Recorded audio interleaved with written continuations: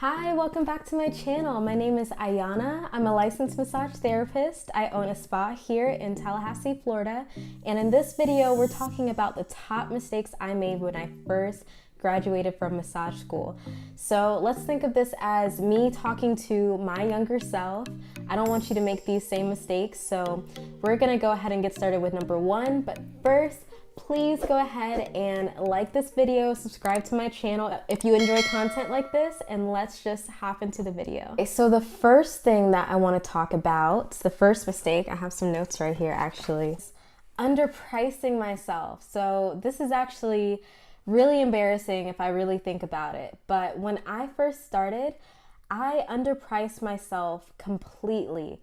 I was charging way too low for my services, especially considering all my services were mobile. I was traveling to people's homes and bringing all my equipment and, spending gas money and spending money on different types of supplies. And I wasn't really making a profit in the beginning because I was undercharging so much. And what's wild about this mistake that I've learned over the past 5 years is that when you underprice yourself, it's a lot harder to attract clients to your practice. But when you find the right price, and I do have a whole training of this on YouTube, I'll link it somewhere above here. But when you price yourself, what you're worth, it's so much easier to attract clients to your practice. So now that I have services and packages that range anywhere from $200 to almost $2,000, that is way easier to get people to purchase those packages or gift cards or services than when I was pricing myself less than $50 an hour for my service. So I don't want you to make that same mistake, but you definitely don't want to start off pricing yourself super low. I don't care if you've been doing massage for a day or if you've been doing massage for a year. Regardless of how long you've been doing massage, you should still price yourself in a way that feels good to you and in a way that makes sense to what you offer.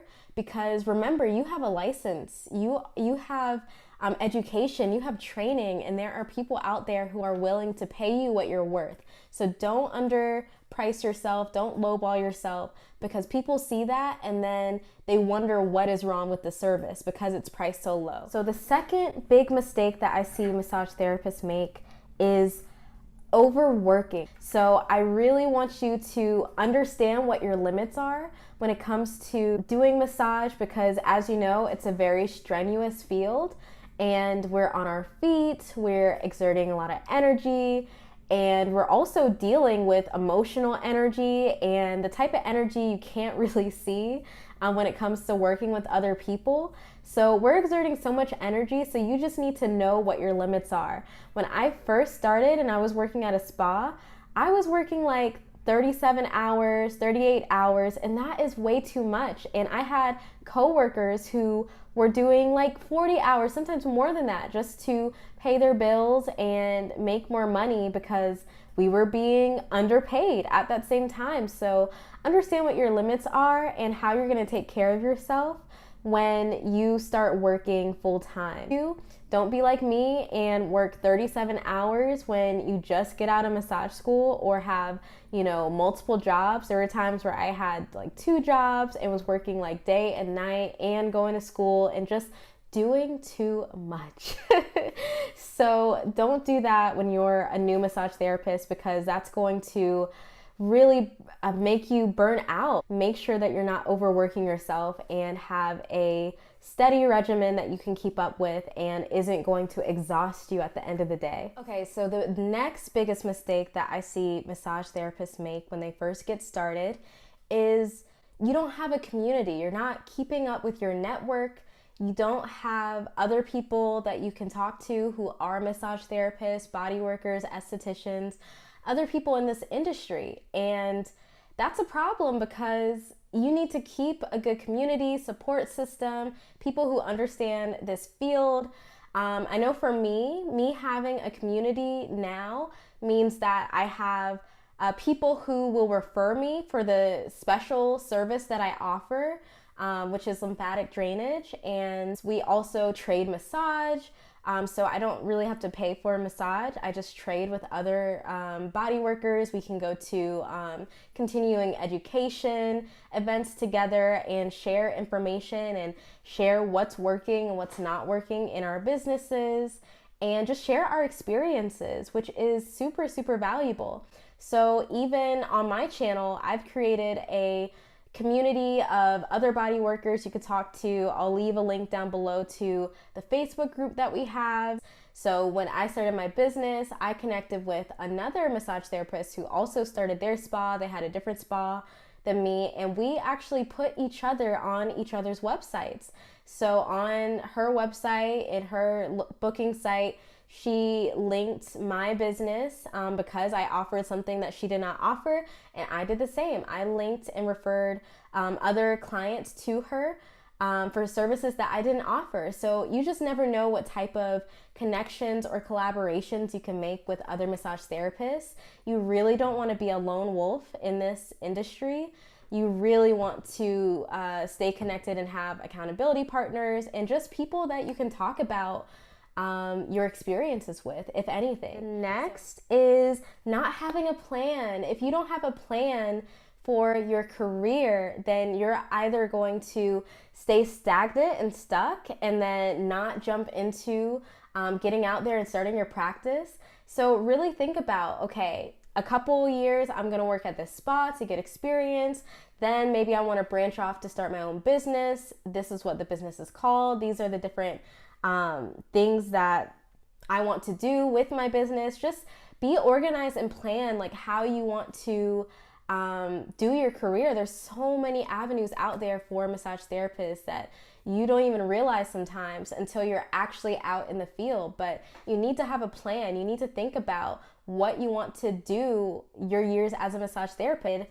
I want you to make a plan for what are you going to do with your career? What avenues do you want to go down? Like, what things do you want to learn about? Do you want to specialize in something? Like, what are you going to be doing now that you are a licensed massage therapist? Because sometimes when you don't have a plan, you end up having analysis paralysis and then you don't do anything at all. And I don't want that to happen to you. And that was me. When I first started, I wanted to start a business, but I didn't have a plan. I wasn't very organized with my time, and I wasn't very organized with how I was spending my energy. And so I wasted so much time and missed out on so many opportunities.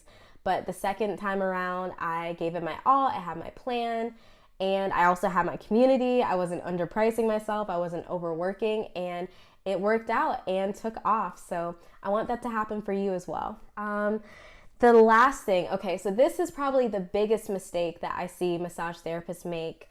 And this is something that I did as well. So, we're all guilty here.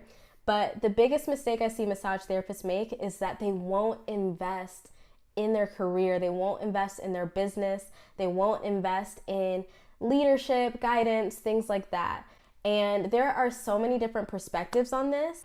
I do believe in investing in education or things that will help your business, things that will help your education, your training, and just things that will enrich your career. Because anytime I've invested anything into a coach or a course or continuing education or anything like that, I always make my investment back. Of course, you want to do your research and really make an educated decision about what type of education you want to invest in. Yes, it's great when you can find like free content like this or just really valuable things out there, but just something that I notice is that some of the best information you do have to pay for, especially if you want access to someone who is going to be showing you the ropes and things like that. I still have certain things that I want to pay for, whether that's like shadowing someone or learning from someone or learning a technique. So invest in your education, invest in your career,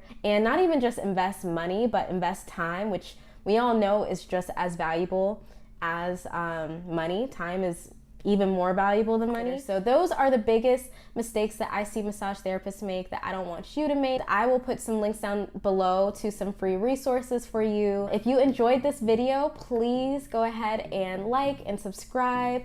Comment below a mistake that you made when you first started that you want other people to read and learn from. I would really appreciate starting that conversation in the comments. Stay well. Bye.